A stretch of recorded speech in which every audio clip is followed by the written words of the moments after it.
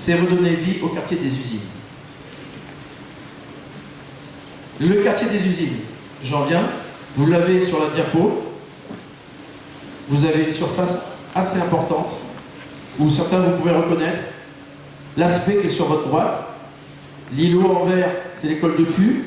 Après le bâtiment, c'était donc l'extension d'école qui abrite maintenant l'espace jeune. Vous avez l'ancienne caserne de pompiers et le bâtiment qui malheureusement dernièrement a fait l'objet de dégâts importants. Sur ce site, qui est immense, nous souhaitons créer des logements, des commerces, intégrer des espaces culturels, sociaux, associatifs, aménager des bureaux, des espaces de travail partagés, accessibles aux îlets comme aux visiteurs, construire des lieux de rencontre et de partage.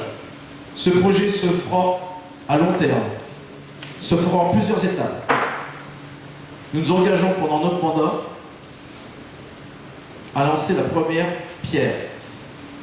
Bien entendu, notre souhait plus que tout, c'est de proposer 2 scénarios d'aménagement. Et lors de ce scénario d'aménagement, c'est un projet d'ampleur pour notre territoire. Donc, ça sera sans doute l'objet de notre première réunion publique, où à un moment donné, par rapport à ces 2 scénarios, au préalable, nous ferons une consultation citoyenne, et suite à cette consultation citoyenne, on présentera le projet qui se fera pour les 5, 10, 15 prochaines années. Nous souhaitons implanter la maison du patrimoine. La maison du patrimoine? Oui. Alors vous dites, mais vous ne voulez pas la faire au Dichiron? Non. La maison du patrimoine, il y a urgence de faire une maison du patrimoine. Pourquoi cette maison du patrimoine? En parallèle de cet aménagement, cette maison viendra remplacer le projet médiathèque et respectera l'architecture de l'île pour un coût raisonnable. Aujourd'hui, on dispose sur l'entité verte qui est à ma gauche et qui est à votre droite, l'école du Pu, vous avez plus de 300 mètres carrés de bâtiment.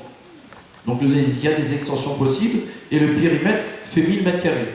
Donc ouais, avec un caisse à 90%, vous faites le calcul.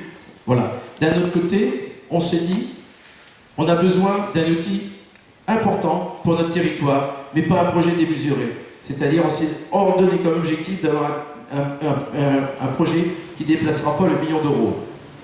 Et s'il y a des surcoûts, on saura vous le dire et en discuter avec vous.